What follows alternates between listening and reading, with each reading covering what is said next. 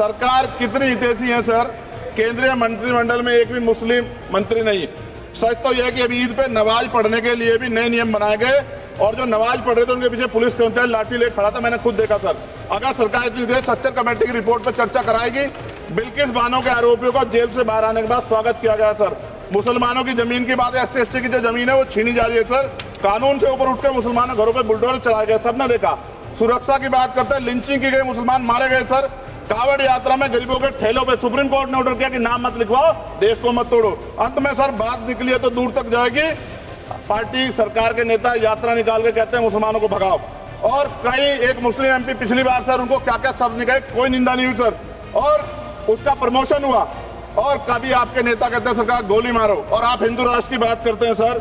जब तक ना बदले जालिम हुकूमत का मिजाज, एहतजाज एहतजाज एहतजाज। अध्यक्ष जी, मैं अपनी बात को शुरू करने से पहले, क्योंकि राजकुमार भी इस बात को कह रहे थे, ये 2 अप्रैल का दिन विशेष है सर। मैं जेल में था सहारनपुर, 2 अप्रैल 2018 को आंदोलन हुआ, 13 नौजवानों ने शहीदगी दी सर। मैं उनको नमन करता हूं सर। और आज फिर 2 अप्रैल है, एक और शहीदगी की तैयारी लग रही। तो मैं उन क्रांतिकारियों को भी आज याद करता हूं जिन्होंने, मुस्लिम क्रांतिकारी जिन्होंने देश की आजादी में योगदान दिया। सर, अंदाजे जमाना कहता है कि मौजे हवा रुख बदलेंगी, अंगारों से गुलशन फूटेगा, शबनम से सरारे निकलेंगी। वक्फ संशोधन विधेयक 2024 संवैधानिक मूल्य एवं सांप्रदायिक सौहार्द के लिए गंभीर खतरा है। वक्फ संशोधन विधेयक 2024 संवैधानिक अधिकारों, विधिक सिद्धांतों और धार्मिक स्वतंत्रता पर गंभीर आघात है। विधेयक वक्फ प्रबंधन को कुशल और प्रभावी बनाने का दावा करता है, लेकिन इसके 44 संशोधन इन वादों को पूरा करने में असफल है। हमारा मानना है कि इस संशोधन से स्पष्टता, साक्ष्य और मूल कारण विश्लेषण का अभाव होगा। पूर्व संशोधनों का मूल्यांकन नहीं होगा, हितधारकों से परामर्श की पारदर्शिता नहीं होगी, मौलिक अधिकार का उल्लंघन होगा। Article 13, article 14, article 25, article 26, article 50, article 300 सर्वोच्च न्यायालय के निर्णय, स्थापित कानून और इस्लामी सिद्धांत और संविधान की भावना का उल्लंघन होगा। असत्य वादे बनाम वास्तविक प्रभाव, विधेयक सुधार और सशक्तिकरण का दावा करता है, लेकिन वास्तव में धार्मिक संपत्तियों के पुनः वर्गीकरण जब्ती का प्रावधान संशोधन 39A, ऐतिहासिक मस्जिदों, कब्रिस्तानों को सरकारी संपत्ति घोषित करना, जिससे सांप्रदायिक तनाव पैदा हो सकता है। जिलाधिकारियों को अत्यधिक अधिकार प्राप्त करना संशोधन 4B, जिलाधिकारी सर सरकार के होते हैं, वो सरकार के हिसाब से काम होते हैं। यहाँ जितने MP बैठे हैं विपक्ष के, इनसे पूछ के देखो कि इनके जिले में क्या हाल है। इनका जिलाधिकारी सुनता नहीं सुनता, MP बैठे हैं, पूछ के देखो विपक्ष के, आपको पता लग जाएगा।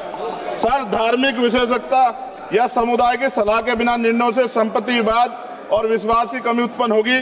ट्रिब्यूनल की शक्ति कमजोर करना और मुस्लिम प्रतिनिधित्व हटाना संशोधन 10B, धार्मिक कानून की त्रुटिपूर्ण व्याख्या और पक्षपाती निर्णय, दानकर्ता इच्छा की उपेक्षा व धार्मिक स्वतंत्रता का हनन संशोधन 5A, दानकर्ता द्वारा समर्थन वापस, जिससे सामुदायिक संस्था कमजोर हुई। गैर मुस्लिमों द्वारा स्थापित वक्फ सुरक्षा समाप्त करना संशोधन 104 की समाप्ति, अंतर धार्मिक सौहार्द प्रभावित होगा सर। सदियों पुरानी धार्मिक संपत्तियों पर सीमा अधिनियम लागू करना संशोधन 27B, कब्जा की गई संपत्तियों की स्थायी हानि, धार्मिक विषयों को दरकिनार कर वक्फ निर्धारण करना संशोधन 6C, धार्मिक ज्ञान के अभाव में संपत्तियों गलत वर्गीकरण, पंजीकृत वक्फ घोषणाओं को अपराध घोषित करना संशोधन 312, भय के माहौल में धार्मिक दान में गिरावट, मनमाने सर्वेक्षण को और वर्गीकरण की अनुमति देना संशोधन 8A।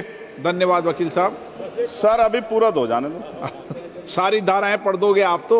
सर, 2 मिनट में खत्म करूंगा, और ये इंपॉर्टेंट है सर, मौका दीजिए सर।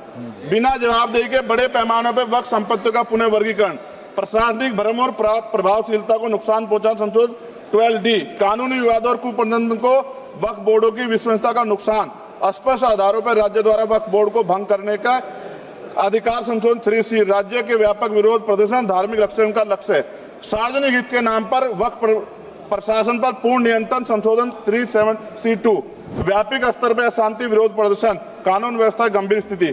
सर, सरकार के उद्देश्य से नजर आता है मुस्लिम समुदाय के योगदानों पर नियंत्रण स्थापित करना, मुसलमानों को उनकी वक्फ संपत्ति वंचित करना, वक्फ स्थापित करने के अधिकार पर प्रतिबंध लगाना, वाकिफ और मुतवल्ली की इस्लामी परिवर्तन करना। इस विधेयक को वर्तमान रूप से स्वीकार करें और समावेशी परामर्श, कानून स्पष्टता, संवैधानिक धार्मिक सुरक्षा सुरक्षा सुनिश्चित करें। सर ये तो बिल पे था सर, क्योंकि आप कहते हैं बिल पे बोलना चाहिए 2 दिन नहीं, लेकिन सर मैं सुबह से सुन रहा हूं सर 2-3 चीजें बोलूंगा सर। जो विद्वान है सरकार वो बिल पे मुसलमानों की बोलता कितनी है। हितैषी है सर, कुछ कह रहे हैं क्या?